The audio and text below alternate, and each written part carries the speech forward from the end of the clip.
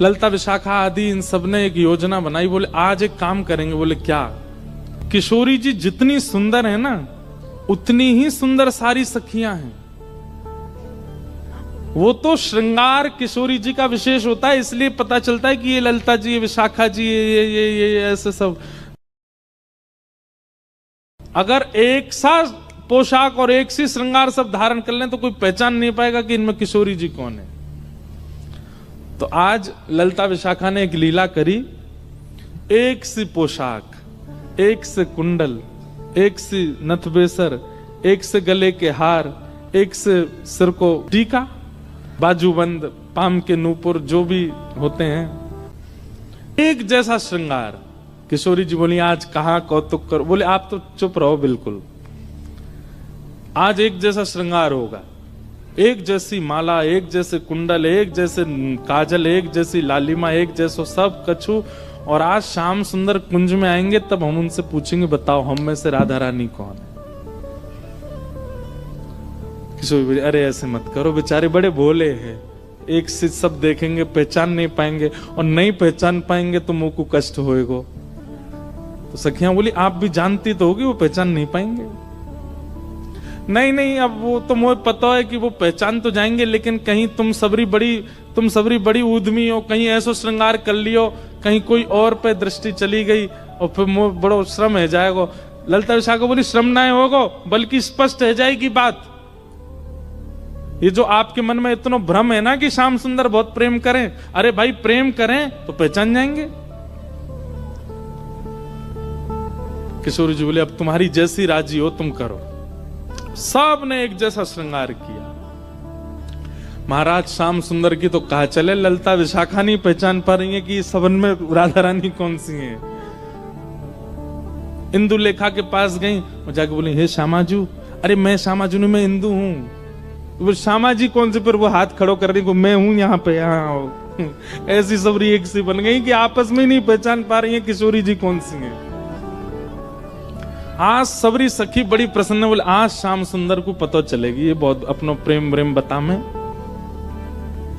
किशोरी जी के पास जाकर के सब सखी बोले तुम्हारे हाथ जोड़े, तुम्हारे पाम पूजे, और तुम्हें हम सबकी सौगंध है। बोले कहा आप कुछ ना कुछ ऐसा करोगी कि उनको पता चल जाएगा कि आप किशोरी जी हो, इसलिए आपसे हमारी प्रार्थना है आप अपने मन से कुछ भी नहीं करोगी।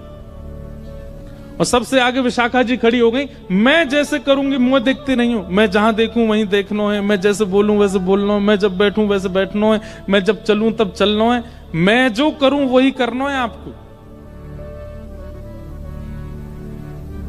इतनी भोली हैं श्री जी, इतनी सीधी हैं, ठीक है कर लूंगी।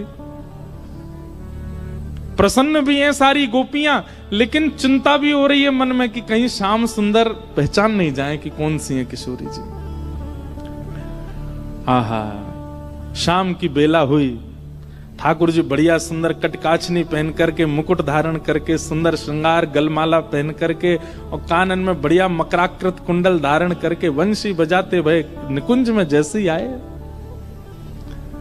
निकुंज में प्रवेश करके जैसे नेत्र खोल करके देखे, आज तो भैया 9 राधा रानी खड़ी हैं सामने, अष्ट सखी और किशोरी जी।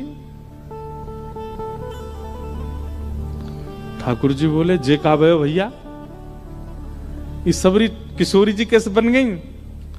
अब सामने 9 की 9 एक साथ बोल रही हैं, आओ श्याम सुंदर स्वागत है।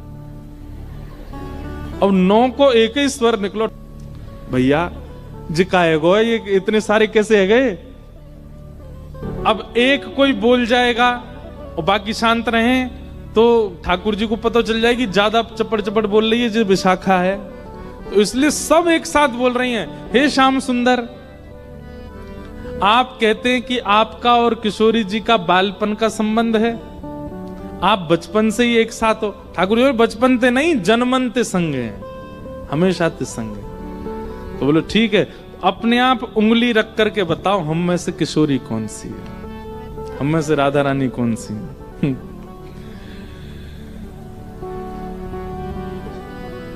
ठाकुर जी पहले तो देखते रहे, एक एक के पास जाकर के देखें, एक जैसा स्वरूप, एक जैसा स्वभाव, एक जैसी आंख, एक और महाराज कहां तक कहें, पलक भी एक संगी झपका रही है सबरी। ठाकुर जी को आज नानी याद आ गई अपने, बोले कि भैया कौन सी किशोरी थी। वास्तविक में ठाकुर जी को सब पता है, लेकिन अब लीला किशोर सखियां कर रही हैं, यही तो लीला है, यही तो निकुंज का आनंद है। तो ठाकुर जी भी उसमें ईश्वरत्व प्रकट नहीं होने देते। लीला है तो लीला ही चलने देंगे। वहां ठाकुर जी सहज ही ऐसे हो जाते हैं, ठीक है नहीं पता मुझे।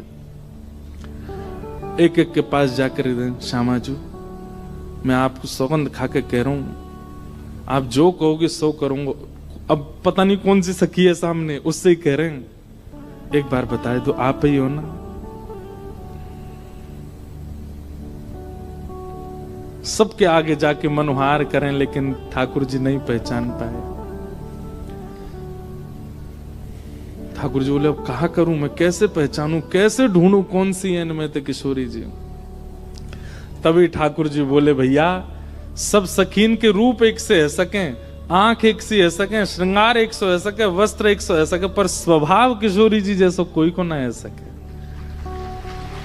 और बोले स्वभाव के लिए तो फिर मोकू कछु ने चतुर काम करनो पड़ेगो। ठाकुर जी बोले मैंने पहचान नहीं। सब सखी बोली कौन सी हैं?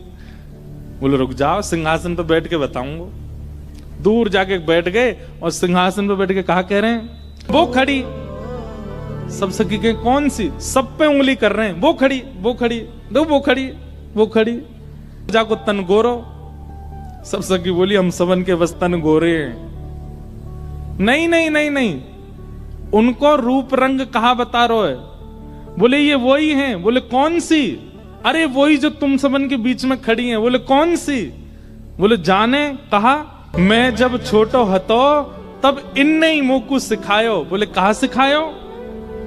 बोले अरे बालपन में इनने ही मोकू छल करनो, इनने ही मोकू हट करनो, और कहा बताऊं अलग अलग प्रकार की चोरी करनो मोकू इनने ही सिखायो।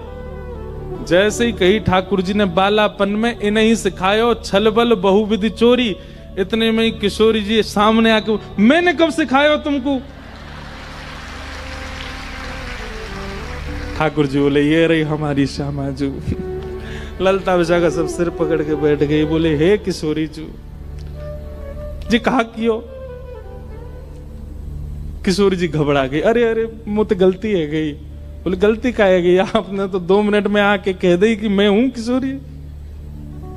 हाँ ठाकुर जी दौड़ करके गए, किशोरी जी को अंक में भर लियो। सब सकीन के कैसी भोली हमारी किशोरी जी, कैसी सीधी हमारी श्री लाडली जी।